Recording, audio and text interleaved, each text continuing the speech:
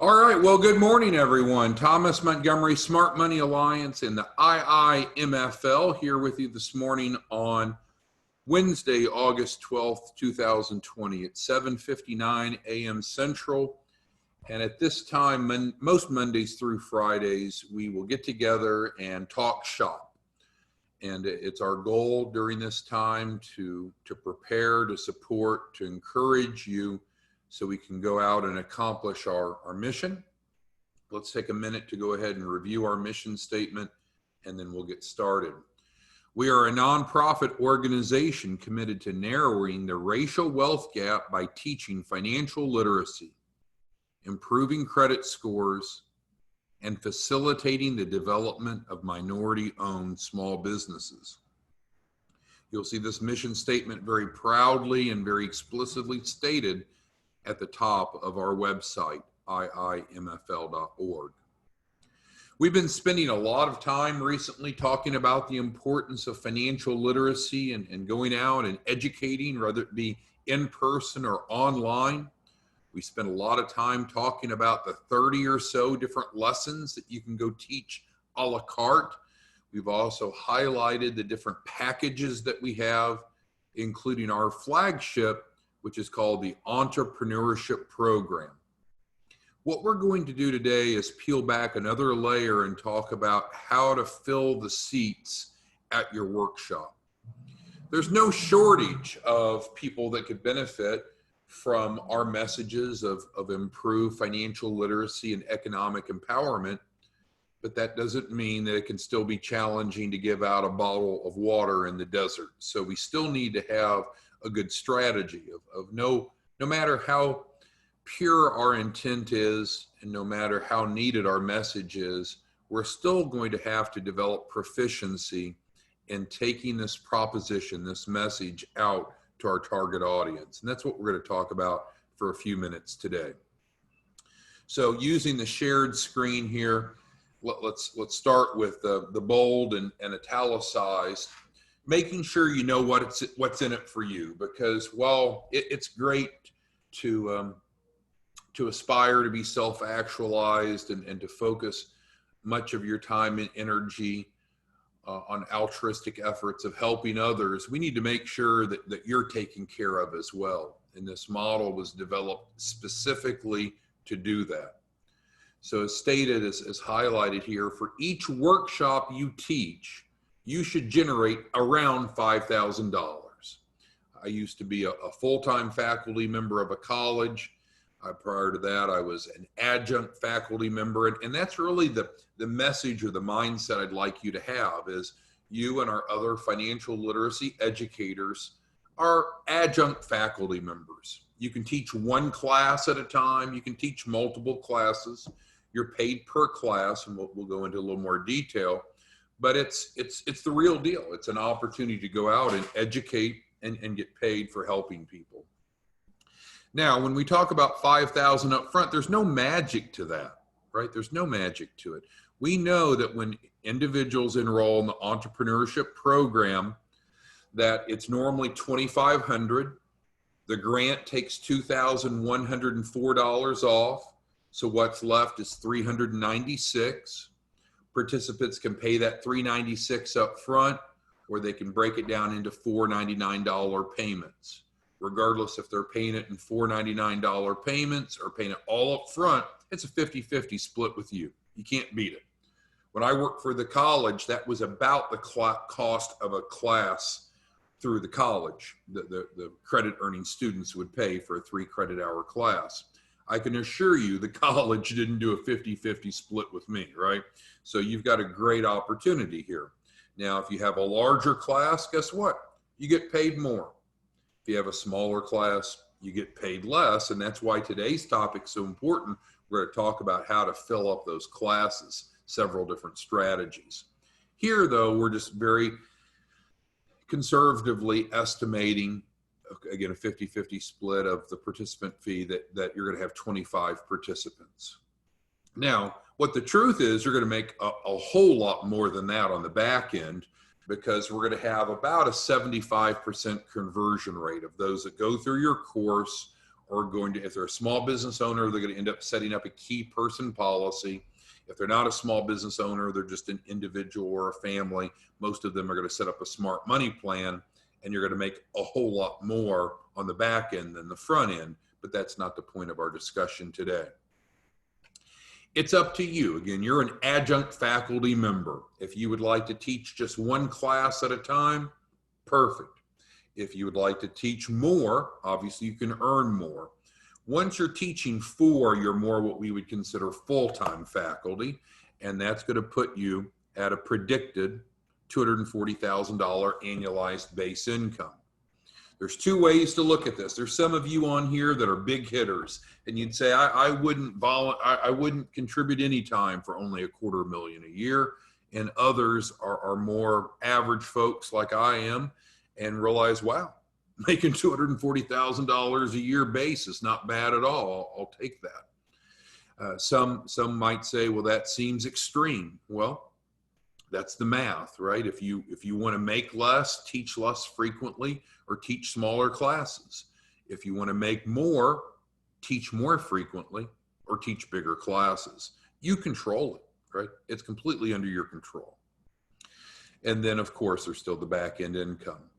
We recently talked about, and there's a recorded YouTube on the career page of the iimfl.org website that gives you more information about the new business line of credit that you would qualify for as well. Again, that is built off of your EIN. It's not a personally guaranteed line of credit. It's just guaranteed by your business. All right, so that's all background. Now, certainly what we feel that we've done, I want to just continue to give thanks to our board of directors. We have a really strong board. We recently elected some leaders of the different committees, and I see several of you on the webinar today. So thank you all for all of you that have elected to be on our board of directors, and especially those of you that have stepped up to run one of our committees. With that all being said, though, we are providing our board, our nonprofit, our initiative. It's a turnkey financial literacy model, and we don't charge you anything to be a financial literacy educator. Right? There's a background check granted, but that's necessary, but there's not a cost to be a financial literacy educator. And so we've got the PowerPoints, we've got the instructor's guides, we've got the participant handouts, we have the train the trainers. So with all that being said, I mean, this is a pretty darn strong proposition, right? Everything that we talked about for the past 7 minutes, at least in my mind, is strong. But ultimately, I know that our success is going to come from educating, and educating is dependent upon having workshops, and we need to have attendees for our workshops. So that's what we're going to talk about for the next few minutes, is some best practices, some options, some varying scenarios of where the audience can come from. All right, so let's work down the list. And these are not necessarily in rank order. They're numerical, but don't think that number 5 is less important than number 1, for example. All right, so we've had a training on how to approach host and key influencers. You will find a recording of that on the iimfl.org website on the career page.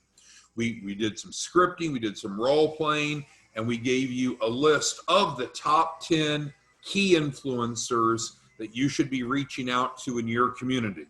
I'm not going to be redundant. I'm not going to waste your time or waste my breath.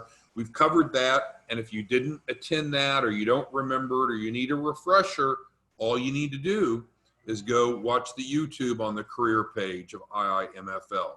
This certainly is a very important one. And I told you this isn't in rank order of importance, but arguably this is the number 1.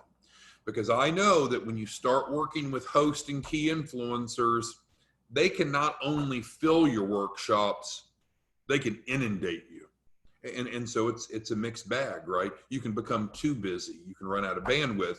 But our model is predicated off of building a team. We're not MLM, we're not network marketing, but you should be cognizant of the importance of building a team of financial literacy educators to handle this volume. And in fact, when you execute it, if you're already one of our financial literacy educators, there's no cost, but there was a DocuSign agreement. and you promise to build your team to add at least an average of 1 new educator per week, 4 per month. If not, you're in default, right? You're in breach. I know that there's no problem in finding more people that want to educate to be one of our adjunct faculty members if you want. So the bottom line is host and key influencers. There's a turnkey training on it. We've gone through it before. You may want to refresh yourself or go view it if you've not done so. Number 2, we've also talked about in a past training session, Sales Genie. Sometimes it's referred to as Reference USA. And it's a for-profit company that is a repository of lists. And you can go in and do different filters. You can get a free demo account for a period of time, and you can pull off small businesses that are of certain industry, certain sizes, certain locations, certain time in business, certain credit scores, certain number of employees, certain income. You pick that, right? So you can go through. And so while Sales Genie doesn't aspire to be a free service, you can use it for free during an interim period. We've covered that before. Now, that will get you the list. And then what we would recommend is have your team of financial literacy educators, which we've been talking about, right? Don't go alone on this. You need to build a team. And if you're not adding at least 1 new team member per week, you're really not fulfilling the expectation that we set forth together. And so then you can get some of those financial literacy educators to contact the leads identified from Sales Genie, or you can outsource it and hire an appointment setter, which is number 3. So let's move on to number 3. Also, in a prior training, we talked about outsourcing, and you can outsource it internationally or domestically, but there's some wonderfully talented people that you can hire typically on a per hour basis, starting at around $3 an hour, that will pick up the phone and burn up the phone and fill your funnel. Now, there are some professionals on Upwork that can go generate the leads. So in other words, they have different techniques and strategies and skill sets to do so. And then there are some that are just appointment setters. So I mixed and matched a bit. Here we're talking about using Upwork to contact the leads that you've obtained for free through Sales Genie, or you could use your team of financial literacy educators. Here we've kind of talked about a different way to generate leads. So Upwork is an example of kind of a gig economy matchmaking website where you go in and put the project that you have and what you're looking for, and they have a bunch of wonderfully talented people that could either set appointments for you and or generate leads. Those are usually 2 different people doing those 2 different tasks. That's number 3. Now, if any of you have any questions as we go through this, comments or feedback, please put it in the Q&A so we can address it. That's important. We want your feedback. We want your involvement. All right, well, number 4 is, as we mentioned before, developing a team is crucial. And I'll give you a great example. When you start teaching and your workshops get larger, you know that you're going to want to do the financial needs analysis, the FNAs, with the attendees. And so that's a one-on-one session. So you might teach a group of 50 people, but now you have 50 one-on-one sessions, financial needs analysis to do afterwards.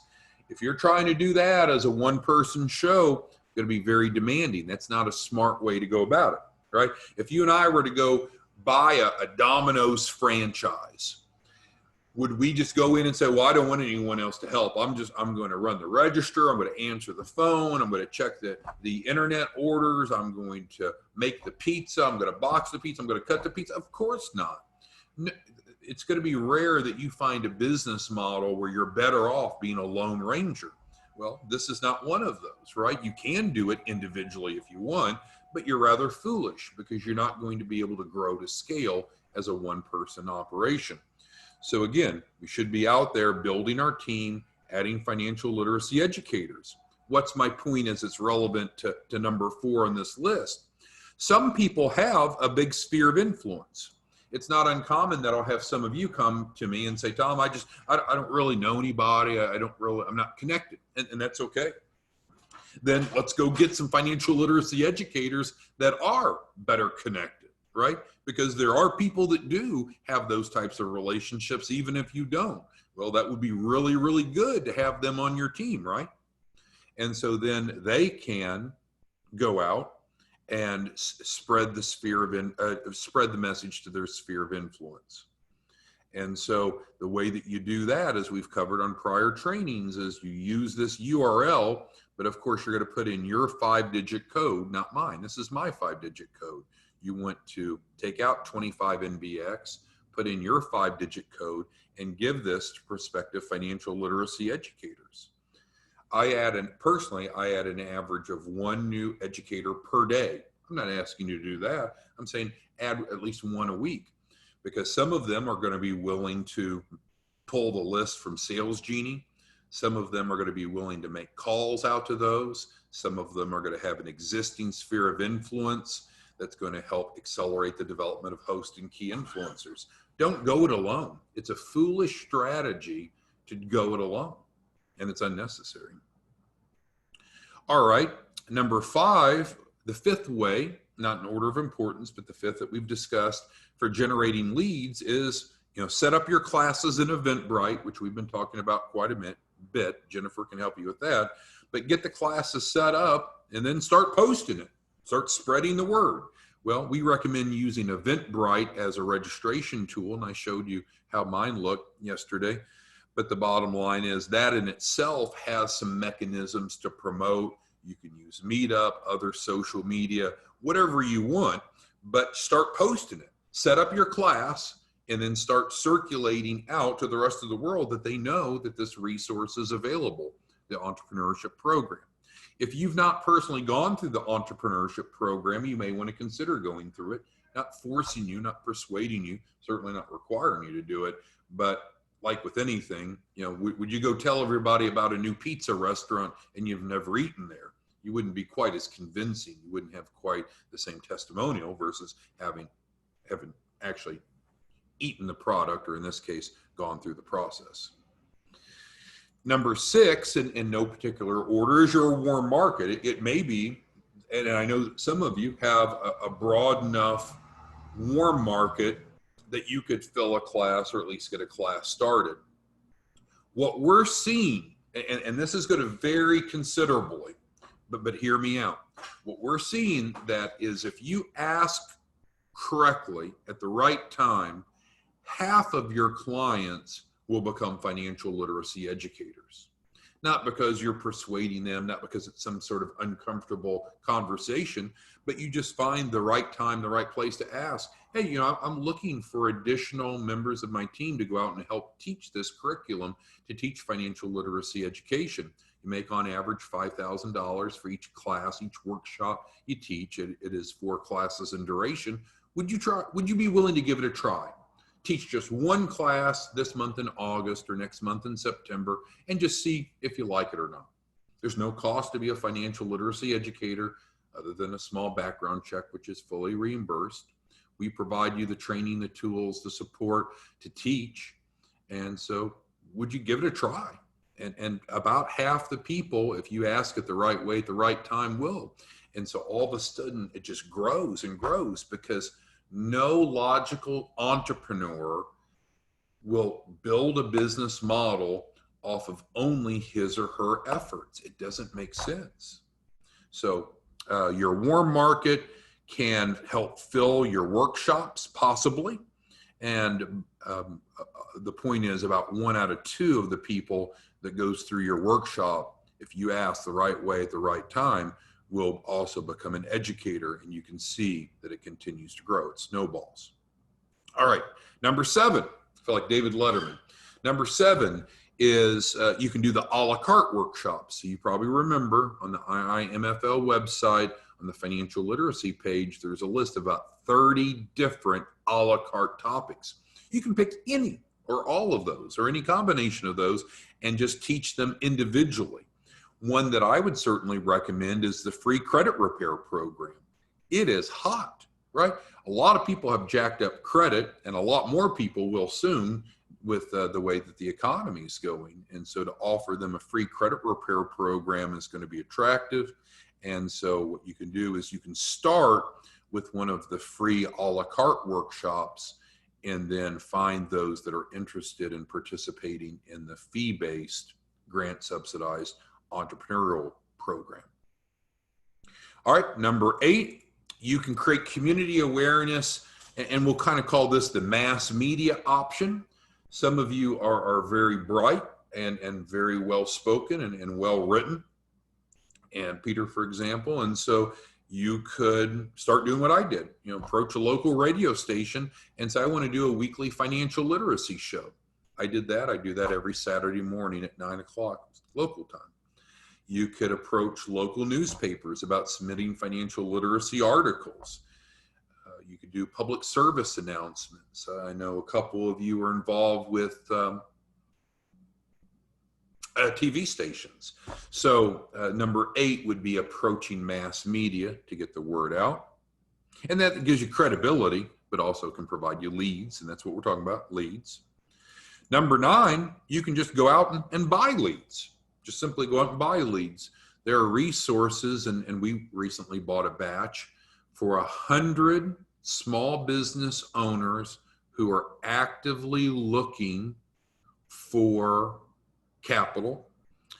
So we paid $3 a piece, $300 for 100 of those, and that provides you their name, their phone number, their email address, their location, some information about their business as far as how much money is coming through, their revenue, how much money they're looking for. So I'm not pitching this to you. I'm just saying that, if you don't really want to do these other more organic ways of generating leads, just go buy them.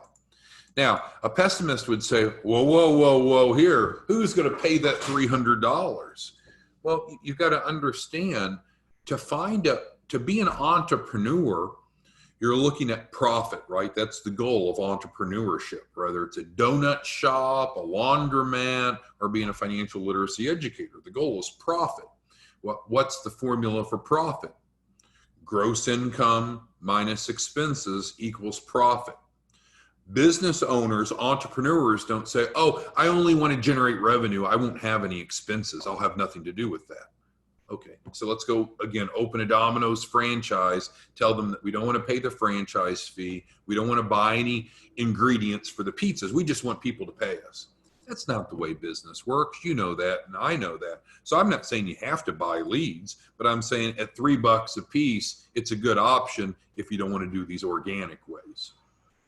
And then lastly, you can just flat out advertise, right? Now, you could possibly get advertisements for free. You may have to pay for it. There's a million different ways to advertise. But the bottom line is there are at least 10, and I bet each of you probably have some other ideas that are even better than these. But the bottom line is here are 10 ways to go generate leads to fill your class. There's 28 million small business owners. There's 500,000 new small businesses starting every month between DBAs, LLCs, C Corps, and S Corps. All of them are tracked, by the way, in Sales Genie, so you don't have to look very far to figure out where those new businesses are and who they are. But the bottom line is there's no shortage of need. The value proposition that we offer is unquestionable. The curriculum that we're teaching is award-winning, developed by the FDIC, endorsed by the SBA. We're going through a 4-week program to teach and implement, teach and implement, teach and implement. And as you all know, there's some very measurable and tangible benefits that participants have by going through your entrepreneurship program, right? What are the big 3? Number 1, they get a certificate of completion they can hang on their wall. Number 2, they get a lender or investor compliant business plan, which is essential for successful business operation, not only from the internal perspective, but external. And then thirdly, they have improved knowledge and access to capital. They're going to have a stronger Dun & Bradstreet Paydex score. They're going to have an improved bank rating. They're going to have access to the funding that they need to start and grow a business. So I don't know what else to do other than to stay here online until you don't have any more questions, because we need to implement, we need to teach, and to teach, we need an audience. And an audience can come from whatever your creativity may suggest, but I've just shown you 10 ways, strategies, alternatives that can be done alone or in combination. So I'm going to go ahead and work through your Q&A that you've, the questions or comments that you've posted. But I would ask, unless you're ready, this is too harsh, so forgive me, but unless you're ready to go at least teach one entrepreneurial program workshop this month, then you need to be typing in to the question and answer box of Zoom. Why not? What is preventing you from doing that? Because that's our job, right? Jennifer especially. We're here to help you overcome the objections, the obstacles, the barriers to go teach. And I know teaching an empty room or an empty webinar is not very productive. And so that's why we spent today's time talking about where the leads could come from. So I'm going to start working through your questions. And I would encourage you, any of you that do not have at least one workshop posted for this month, then tell us why. What is the problem that's keeping you from doing that? Because either we need to help you overcome the problem, or you're not on the right seat in the bus. You shouldn't be an educator. What's an educator without doing education? It's pointless. All right, so Joseph says, or asks, is there a recommended distance or how to figure out how far financial educators can be from each other to avoid from approaching? Well, you're going to have a team. It's not a problem, Joseph, right? So you're probably like me. I'm adding a new educator a day. You're probably adding one a week because that's what you promised to do when you became an educator yourself. And you're probably having your own team meetings, right, Joseph? I don't know if you're meeting with your team once a week, twice a week, once a day. And you coordinate, right? You're a natural born leader. So you're allocating, okay, you're saying, Dion, you go over and talk to the churches this week. And you're saying, Ashley, why don't you contact the chambers? And you're saying, Baldwin, I'd like you to go approach the business bankers. And then you're going to Brandy and saying, I'd like you to approach the co-working spaces. You're running your shop, Joseph. And so the coordination of your team comes down to you. It really has little to do with distance. If you looked in a 50-mile radius, Joseph, how many hosts and key influencers are there that need to be approached, Joseph? If you counted all the churches, all the chambers, all the co-working spaces, all the business organizations and business associations, and go down that list, there's probably, I'm making it up, 1,000, right? Well, how big is your team, Joseph? How effective are you at managing that darn team? Are you setting up goals and holding them accountable and helping them be successful? And if you were to reach out over the next 30 or 60 days, Joseph, to those 1,000 prospective key influencers in that 50-mile radius, you'd be, and I know you already are, but you'd be making adult money, right? You'd be making this $250,000 a year. So that's the challenge to each of you. Be leaders, be implementers, execute. Thank you, Joseph, for that question. Dion's asking me about a DocuSign. I don't know, but replicated websites come from Jennifer. So just get with Jennifer, Dion. Joseph says he's finding it hard to keep tabs on the links that you show on presentations. Okay, well, we typically record each of these daily trainings and send them out, but you can always get with Jennifer if you need assistance in reflecting back on something. Joseph. In terms of buying leads, you can Google and look at different sources of leads. You can get with Jennifer and she can provide you the group that we bought these leads from. These leads were all worked by April here in our office, our inside sales manager, and so she can tell you the pros and cons of working with them. But what you want in leads typically is verified leads, right? Those that the phone number is going to work. And if you get bad phone numbers, that they're going to replace the leads because you don't want to be, even though it's only $3, you don't want to be wasting your time and money. But you can either Google business, small business leads, or get with Jennifer and she can connect you with a resource that we've been using very successfully. Baldwin's asking about Jennifer's new email. Let me go ahead and type that here.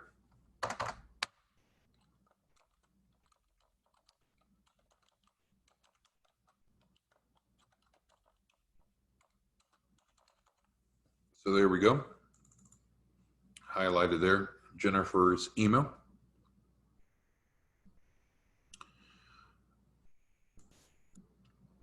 Yeah, and again, if you want information on where we bought the leads, which we don't have any financial interest, but $300, and they have a number of different options, quite frankly. If you want them to set appointments for you, they will. Oh, and I missed an important part on this, so I apologize. Let's back up a little bit. What's very important to recognize is that you need to have a clear call to action. So ultimately, I think I know what we want to do is educate people through the entrepreneurial program workshop. But we talked here about developing leads. So you have to make sure that you have that sales funnel created. So the workshops where we want to end up getting them, but you're probably not going to feed them directly into the workshop. Instead, you're going to direct your leads to either have them schedule a one-on-one with you or one of your financial literacy educators. Most people will want to talk to someone before they pay the $396 or the $99 times 4. So scenario one is drive these leads into your Calendly or like appointment to visit with them briefly.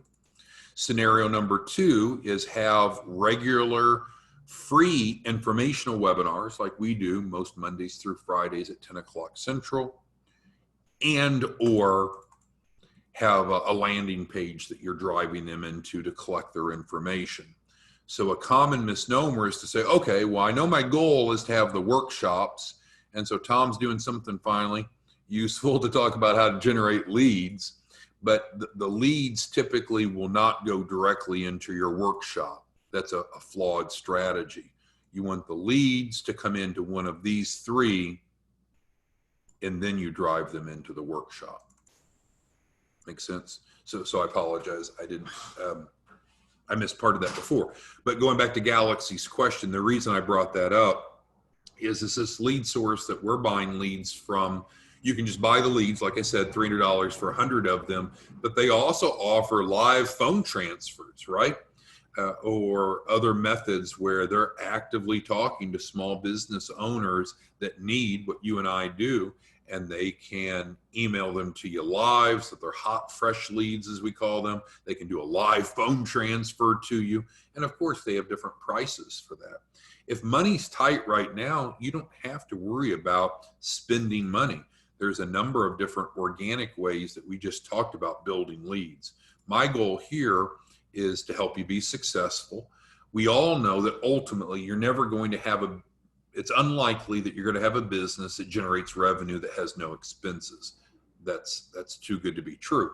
You're not paying us an expense, but you're going to have expenses in operating a business. And so you may elect to buy leads or you may elect to generate them organically. That is up to you. But anyway, Jennifer is your point of contact for that, Galaxy. All right, so Annette has her first class set up for the 21st. Awesome, awesome, awesome. Yep, if you need help, Jennifer is your point person. Very good, Annette. Angela's asking about the credit repair curriculum. Absolutely. So you have access, Angela, to the credit repair curriculum that we teach. You'll see exactly what we tell people. You'll see the PowerPoint. You'll see the speaker's notes. You'll see the participant handouts. You'll see the activities that we have them do. We're fully transparent. So Angela, yes, review that curriculum and you can decide if you want to teach it or not. You may decide not. You may decide that your knowledge of credit repair is infinitely better than the FDIC's and SBA's, and you want to teach them your model, and that would just be outside of our program. Our program, we're using approved award-winning curriculum. And I'm not being sarcastic. My point is, it may be that some of the curriculum that we have, Angela, you don't want to teach, and that's fine. You're not required to. We do teach about business credit building in the entrepreneurship program, which is hot, hot, hot. Angela's not asking about that, though. She's asking about the standalone credit repair education module, which is here at number 7. But you have access to that, Angela. You can look at it, read it, dissect it. All right. Regina says there's no obstacles other than the funds for the background check. Yeah, we've asked them a million times to waive the fee for the background check, but it's a third party and they won't waive it. And so there's not much we can do about that. Financial training is a necessity, trainer by profession. Oh, thank you for the compliment. Thank you, thank you. And I'll stop the share for a second here, and we'll go over to the IIMFL website for a moment and talk about look at a couple of the things we've talked about briefly before we pause for today. So let me get over to that for a second, then we'll wrap this up. Okay, so the IIMFL website, you click here, the financial literacy, that's where all the individual topics are, young people category, adults, small businesses. So you have access to all these curriculum, PowerPoint, speakers notes, train the trainer, and so forth. Entrepreneurship program is our flagship. That's what we're talking about. And you see what we teach there. And we're just talking about business credits included. The credit repair program, I think it was Angela was asking about, is described here. But if you want the details, you would go into the actual PowerPoint speakers notes, participant guide. The career page we made reference to a couple times. There's a lot of really good information on it, including strategies for approaching key influencers. I think that was number 1 on our page just a moment ago. Made reference to the $100,000 business credit lines described here, how to implement the entrepreneurship program if you're teaching it, sample flyers, a lot of good resources here. All right, let's see. All right, Dion, yeah, we can visit offline about your DocuSign. It's hard for me to answer those specifics here on the fly with everybody on, but we could just reach out to Jennifer and she can help you with that. And then Brandy's asking about the background check. Yeah, so and this is a point of confusion that we probably need to offer more clarity on. So let's go to the entrepreneurship program, for example. So Brandy comes to us and she's thinking about becoming one of our adjunct faculty members, right? Teaching us as a financial literacy educator. She says, well, that looks good. I like the money, making $5,000 for teaching one workshop over 4 weeks. Sounds good to me. She sees the topics all credible. What we're doing to help implement is the magic sauce, right? We're not just teaching, we're actually helping them implement. All this sounds good. And then she's like, well, why do I have to do a background check? Well, we have to do a background check to make sure you're not the next Bernie Madoff, right? We can't send someone out that has a lack of credibility due to certain background issues and then putting them in front of people talking about financial literacy. So that's a liability protection. We are big about not just teaching, but implementing. And we've had recent trainings on that where we talked about the financial needs analysis that we do for individuals. We've showed that recently and how that works. And so to do this part, you really need to be a licensed insurance agent or have a securities license, right? Because we're talking about financial topics and we're going to be proposing solutions to help solve their problems. So hypothetically, someone could be an educator and not be securities licensed or life insurance licensed, either one. But the implementation certainly is going to require either a securities license or a life insurance license, because we don't want to just teach, we want to help them implement.